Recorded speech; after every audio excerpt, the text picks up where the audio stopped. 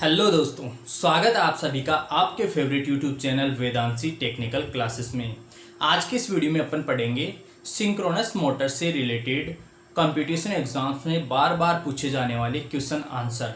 Last video में भी जो है अपन ने दोस्तों क्वेश्चन नंबर 1 से लेके क्वेश्चन नंबर 15 तक जो है ऑलरेडी अध्ययन कर चुके हैं। यदि आप में से किसी ने वह वीडियो नहीं देखा है तो मैंने इस वीडियो के डिस्क्रिप्शन बॉक्स में जो है उस लास्ट वीडियो का लिंक डाल रखा है, तो प्लीज़ आप जो है वहाँ से उस वीडियो को ज़रूर देखें। वहाँ पे जो है क्वेश्चन नंबर 1 से लेकर क्वेश्चन नंबर 15 तक दिया हुआ है। और आज के इस वीडियो में दोस्तों अपन पढ़ेंगे क्वेश्चन नंबर 16 से लेकर क्वेश्चन नंबर 30 तक। साथ ही साथ मैं आपसे ये भी एक निवेदन करना चाहूँगा कि यदि आप में से कोई भी हमारे इस यूट्यूब चैनल पर फर्स्ट टाइम आया है तो वह इस यूट्यूब चैनल को जो है सब्सक्राइब ज़रूर करें। साथ ही साथ जो है बेल आइकन को भी प्रेस कर लें ताकि हमारे जो लगातार वीडियोस अपलोड किए जा रहे हैं उनका अपडेट जो है उनको स्टूडेंट्स को लगातार मिलता रहे। चलो ठीक है दोस्तों, स्टार्ट करते हैं। तो क्वेश्चन नंबर 16 है दोस्तों। 15 क्वेश्चन लास्ट वीडियो में अपन पढ़ चुके हैं। डिस्क्रिप्शन में जो है उस वीडियो का लिंक दे रखा है, वहाँ से देख लेना। क्वेश्चन नंबर 16, सिंक्रोनस मोटर का स्टार्टिंग टॉर्क कितना होगा? सिंक्रोनस मोटर का स्टार्टिंग टॉर्क कितना होगा? दोस्तों अपन को पता है सिंक्रोनस मोटर जो है वो सेल्फ स्टार्ट नहीं होती, उसको स्टार्ट करने के लिए विशेष विधि का उपयोग किया जाता है। यानी कि सिंक्रोनस मोटर सेल्फ स्टार्ट नहीं होती। इसका क्या मतलब हुआ कि उसका स्टार्टिंग टॉर्क कितना होता है? 0%। कितना होता है दोस्तों? शून्य। कभी कभार ऑप्शन में जो है 0% ऐसा भी लिखा हुआ आता है, तो 0 होता है। ठीक है, स्टार्टिंग टॉर्क कितना होता है? 0। नेक्स्ट क्वेश्चन है दोस्तों, सिंक्रोनस मोटर को सेल्फ स्टार्ट करने के लिए किसका प्रयोग किया जाता है? यस, काफी अच्छा क्वेश्चन है, काफी बार कंपटीशन एग्जाम में या आपके आईटीआई के एग्जाम में पूछा गया है। सिंक्रोनस मोटर को सेल्फ स्टार्ट करने के लिए किसका प्रयोग किया जाता है? तो दोस्तों इसका आंसर होगा डैम्पर वाइंडिंग। डैम्पर को अवमंदन कुंडलन भी बोलते हैं, अवमंदन या फिर डैम्पर कुंडलन। ठीक है, वाइंडिंग या फिर कुंडलन। डैम्पर वाइंडिंग जो है उसका इस्तेमाल करके सिंक्रोनस मोटर को सेल्फ स्टार्ट किया जाता है। ऐसा मतलब सिंक्रोनस मोटर। नेक्स्ट है, सिंक्रोनस मोटर के उपयोग कहाँ किए जाते हैं? दोस्तों अपन को पता है सिंक्रोनस मोटर क्या होती है? स्थिर चाल पे चलती है, एक नियत और फिक्स चाल पे चलती है। इस वजह से सिंक्रोनस मोटर का उपयोग ऐसे स्थानों पर ही किया जाता है जहां पे स्थिर चाल की आवश्यकता हो अपन को। किस चाल की? स्थिर चाल की। जैसे दोस्तों, जैसे घड़ी या फिर रिकॉर्ड प्लेयर या फिर जैसे बॉल मिल्स आदि जगह जो है स्पेशली जो है घड़ी और रिकॉर्ड प्लेयर स्पेशली याद रखना दोस्तों आप लोग। सिंक्रोनस मोटर का प्रयोग यहाँ इन एप्लीकेशंस में किया जाता है। नेक्स्ट दोस्तों, वह कौन सी मोटर है जो लेगिंग व लीडिंग? बहुत बार जो है ये क्वेश्चन बार बार रिपीट होता है कंपटीशन एग्जाम्स में। लेगिंग तथा लीडिंग दोनों ही पावर फैक्टर पर, वह ऐसी कौन सी मोटर है जो लेगिंग तथा लीडिंग दोनों पावर फैक्टर पर कार्य करती है? तो दोस्तों वह एकमात्र मोटर है तुल्यकालिक मोटर। तो आंसर होगा दोस्तों इसका तुल्यकालिक मोटर। यस, उतारो फटाफट। नेक्स्ट है दोस्तों सिंक्रोनस मोटर का question number 20। Question number 20, synchronous motor जब लीडिंग पावर फैक्टर पर कार्य करती है तो वह कहलाती है? सिंक्रोनस मोटर जब लीडिंग पावर फैक्टर पर कार्य करती है तो उसे किस नाम से जाना जाता है? तो दोस्तों इसका आंसर आएगा सिंक्रोनस कंडेंसर।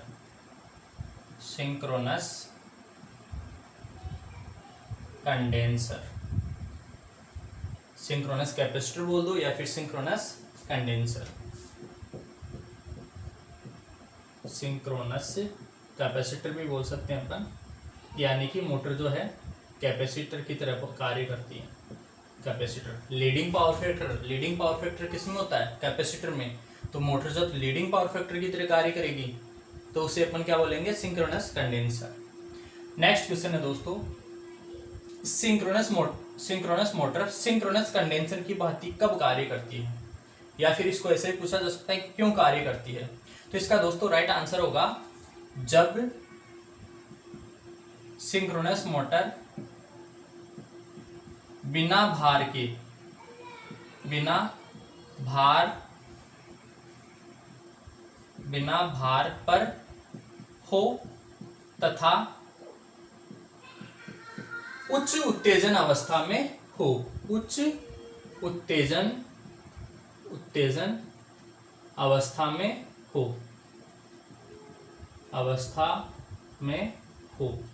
यानी कि दोस्तों मोटर कैसे हो, उच्च उत्तेजन हो और बिना भार के हो। सिंक्रोनस मोटर यदि बिना भार के है और हाईली एक्साइटेड है तो वह मोटर जो है वो सिंक्रोनस कंडेंसर की तरह कार्य करेगी। Synchronous motor lagging power factor पर कब कार्य करती है? नेक्स्ट क्वेश्चन है दोस्तों, question number 22, synchronous motor lagging power factor पर कब कार्य करेगी? तो ये दोस्तों निम्न उत्तेजन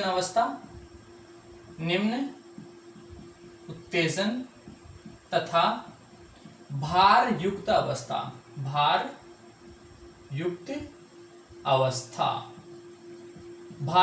यानी कि इस बार भार भी होगा उसपे और उत्तेजन क्या होगा, निम्न होगा। उत्तेजन कैसा होगा, निम्न होगा। तब सिंक्रोनस मोटर जो है कैसे कार्य करेगी, lagging power factor. Synchronous motor जो है लेगिंग पावर फैक्टर पर कार्य करेगी। दोस्तों मोस्ट इंपोर्टेंट क्वेश्चन है ये, बार बार पूछा जाता है, बार बार रिपीट होता है। सिंपल सा है, ओवर एक्साइटेड है, हाईली एक्साइटेड है तो जो है लीडिंग पावर फैक्टर पे वर्क करेगी, और यदि अंडर एक्साइटेड है, नॉर्मल एक्साइटेड है और भार पे है, नॉर्मल एक्साइटेड है तो वह लेगिंग पावर फैक्टर पे कार्य करेगी। और यदि इन दोनों के बीच में हो तो जो है synchronous motor unity power factor पे वर्क करती है। नेक्स्ट है दोस्तों, सिंक्रोनस मोटर किस पावर फैक्टर पर कार्य करती है? दोस्तों कई बार रिपीट हुआ है क्वेश्चन, आपके आईटीआई के एग्जाम्स में भी बहुत बार पूछा गया है, दिल्ली मेट्रो, बिजली बोर्ड, हर कंपटीशन एग्जाम में ये क्वेश्चन जो है रिपीट होता है बार बार। तो सिंक्रोनस मोटर जो है दोस्तों ये सभी प्रकार के पावर फैक्टर पर वर्क करती है, सभी प्रकार के पावर फैक्टर पर कार्य कर सकती है। किस पावर फैक्टर पर कार्य करती है? तो यह जो है लेगिंग पर भी कार्य करती है, लीडिंग पर भी कार्य करती है दोस्तों, लीडिंग पावर फैक्टर, या फिर यूनिटी तथा यूनिटी मतलब इकाई पावर फैक्टर, इकाई, यूनिटी बोलेंगे इसको इंग्लिश में, यूनिटी पावर फैक्टर, तीनों पर, सभी पर या फिर तीनों पर। तो यूनिटी पावर फैक्टर पर भी कार्य करती है ये, लीडिंग पावर फैक्टर भी कार्य करती है और लेगिंग पावर फैक्टर पर भी कार्य करती है। नेक्स्ट दोस्तों, सिंक्रोनस मोटर में डैम्पर वाइंडिंग जो है क्यों स्थापित की जाती है? डैम्पर वाइंडिंग जो है वो क्यों स्थापित की जाती है? तो दोस्तों राइट आंसर होगा, एक तो सिंक्रोनस मोटर का स्टार्टिंग टॉर्क बढ़ाने के लिए, और साथ ही साथ जो है डैम्पर वाइंडिंग से अपन हंटिंग प्रभाव का जो है निवारण भी कर सकते हैं। तो इसका राइट आंसर होगा दोस्तों स्टार्टिंग टॉर्क बढ़ाने तथा स्टार्टिंग टॉर्क बढ़ाने तथा हंटिंग प्रभाव जिसे कला प्रेरण प्रभाव भी अपन बोलते हैं, हंटिंग प्रभाव के निवारण हेतु। तो डैम्पर वाइंडिंग जो है उनके दो फायदे होते हैं, एक तो स्टार्टिंग टॉर्क भी बढ़ जाता है और हंटिंग प्रभाव भी जो है वो कम हो जाता है। यस, उतारो दोस्तों।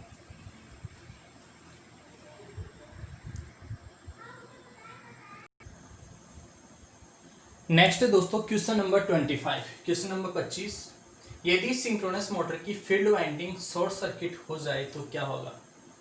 आज से पहले नहीं सुने होंगे दोस्तों ये क्वेश्चन आप लोगों ने।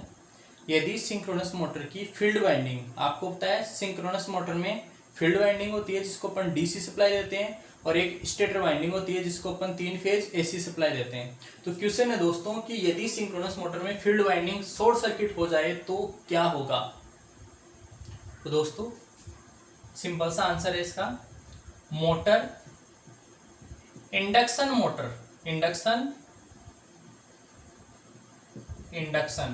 का मतलब होता है दोस्तों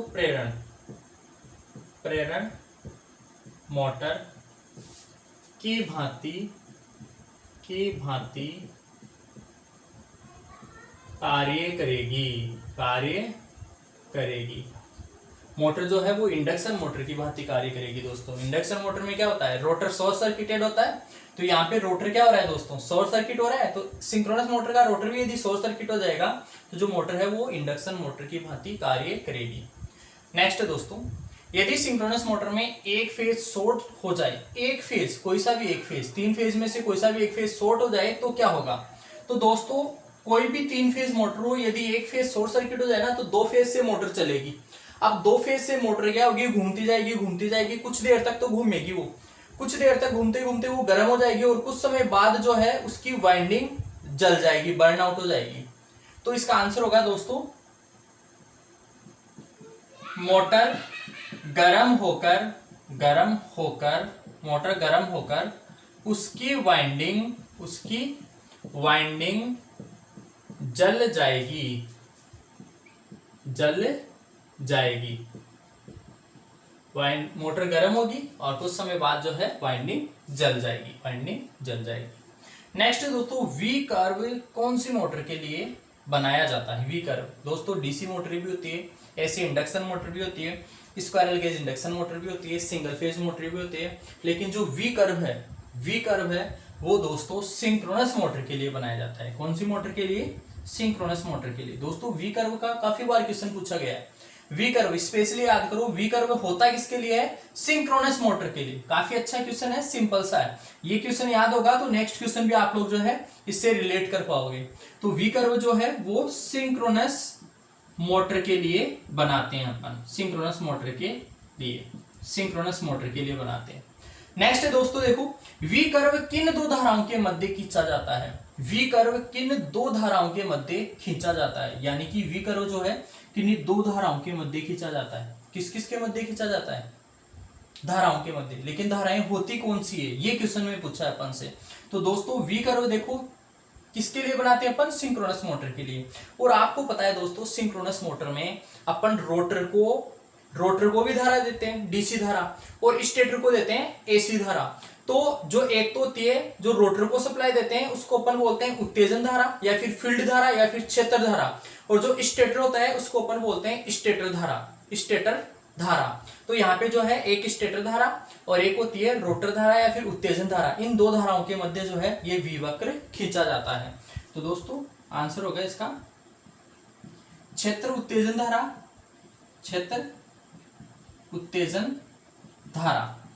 उत्तेजन धारा। इसको मैं IF से लिख देता हूं, फील्ड एक्साइटेशन, उसको एक्साइटेशन उत्तेजित करते हैं ना अपन, एक्साइटेशन करते हैं उसका सिंक्रोनस मोटर का। तो एक तो होती है क्षेत्र उत्तेजन धारा तथा स्टेटर धारा। इन दोनों के मध्य जो है वी कर्व अपन ड्रॉ करते हैं। कौन सी मोटर के लिए दोस्तों, सिंक्रोनस मोटर के लिए। चलो ठीक है, उतारो, वीडियो को पॉज करके उतार लिया करो फटाफट। नेक्स्ट क्वेश्चन है दोस्तों क्वेश्चन नंबर 29। बहुत ही अच्छा क्वेश्चन है। सिंक्रोनस मोटर के स्टेटर में उत्पन्न बैक ईएमएफ को अपन विरोधी विद्युत बल बोलते हैं। सिंक्रोनस मोटर के स्टेटर में उत्पन्न बैक ईएमएफ किस पर निर्भर करता है। तो दोस्तों बहुत अच्छा क्वेश्चन है ये। आंसर होगा इसका केवल डीसी एक्साइटेशन।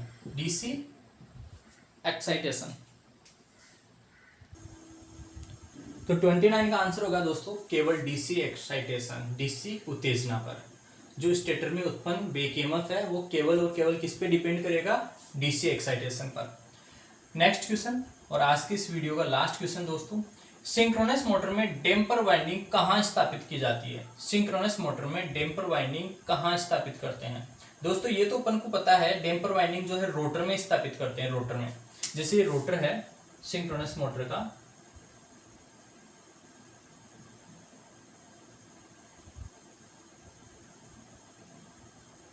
तो इस रोटर में यहां स्थापित की जाती है, ये डैम्पर वाइंडिंग स्थापित की जाती है दोस्तों, डैम्पर वाइंडिंग। लेकिन इस ये जो जगह होती है ना, ये जो सामने की, ठीक है, जैसे सामने अपने सामने क्या है, अपना फेस है, तो ये जो ये क्या है, पोल्स हैं, ये दोनों पोल्स हैं, तो पोल फेस बोलते हैं इसको। क्या बोलते हैं दोस्तों, पोल फेस। तो राइट आंसर होगा इसका पोल फेस पर, पोल फेस पर। तो डैम्पर वाइंडिंग जो है वो सिंक्रोनस मोटर के रोटर के पोल फेस पर स्थापित की जाती है, रोटर के पोल फेस पर। यस, उतार लो दोस्तों।